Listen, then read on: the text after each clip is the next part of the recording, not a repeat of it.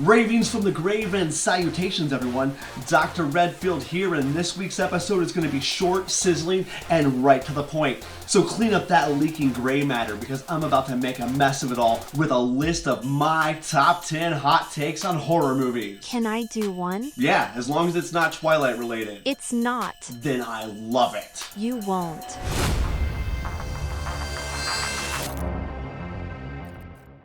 As this channel keeps growing, Ripley and I would like to take this time to thank all of you and to welcome all newcomers as we continue to take these explorations into insanity. This is all for science and your participation is highly valued. Makeup and monsters, gore galore, we will cover it all. We want to hear from you. You can always reach out to us with your ideas. Yes, you can. We are always here, whether we like it or not.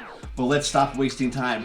Ripley, if you can go without interrupting me while I'm voicing my opinion, then near the end, I'll let you voice yours as well. Fine. Fine? Fine. Fine. Then let's get this started and get this pressure cooker underway, because my list of the top 10 horror movie hot takes heats up now.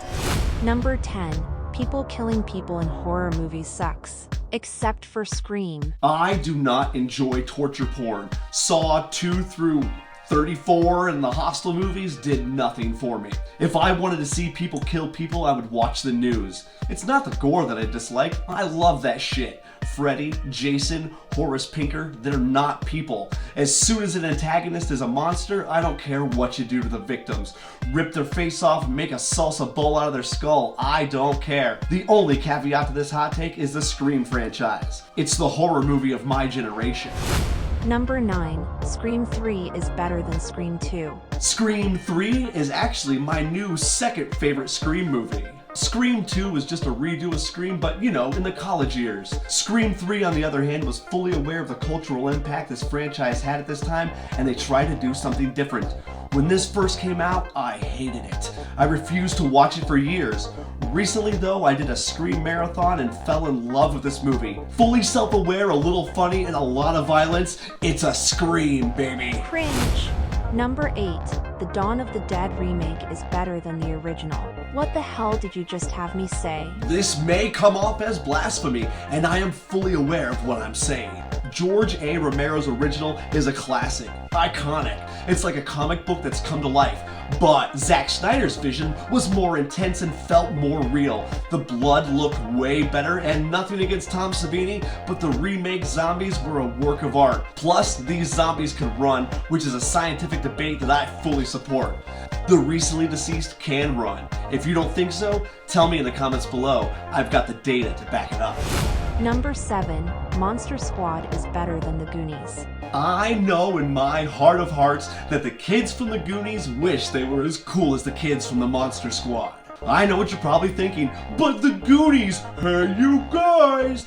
That just didn't resonate with me as a youth. Now, seeing Rudy use a bow and arrow to stake 3 Dracula brides in a town square at midnight, that's who I wanted to be growing up. Plus, Fat Kid beats out Chunk every day. I mean, come on. Who else said the iconic words, Wolfman's got nards? His name was Horace. Number 6. Halloween 3 Season of the Witch is the best Halloween movie. I honestly wish the Halloween franchise had followed through with its original idea of having each movie be about a different horror event that took place on Halloween night. Instead, the people complained, and as opposed to trying something completely different or just moving on, they decided that The Return of Michael Myers Part 4 was the appropriate response. That is the worst film in the entire franchise. But no, Season of the Witch was bad because there was no Mikey. That makes my brains hurt. Number 5. Paranormal Activity was boring. Just when you thought the found footage genre couldn't get any less predictable, we were given this 90-minute runtime of glitches and jump scare bullshit, and that time I'll just never get back. Jump scare after jump scare, shaky loud noise after shaky loud noise. These facts mixed with the unconvincing character situations. And it's simple. Wake up. Yeah, I'm sorry. I freaking got bored just talking about that movie. The Zombrinex Institution, saving humanity. And then telling the entire world about it makes us feel very good. The Zombrinex Institution. saving humanity by telling people we are saving humanity. Number 4. The Blair Witch Project was the only good found footage film.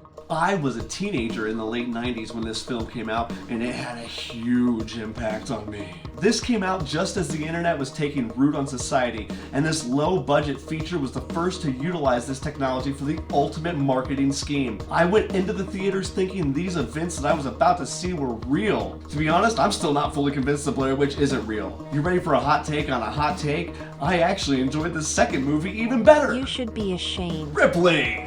Number 3. Dr. Sleep is better than The Shining. Ooh, did I say that? Yes, I did. Dr. Sleep is a better Stephen King movie than The Shining. In the book, you experience a normal man going mad.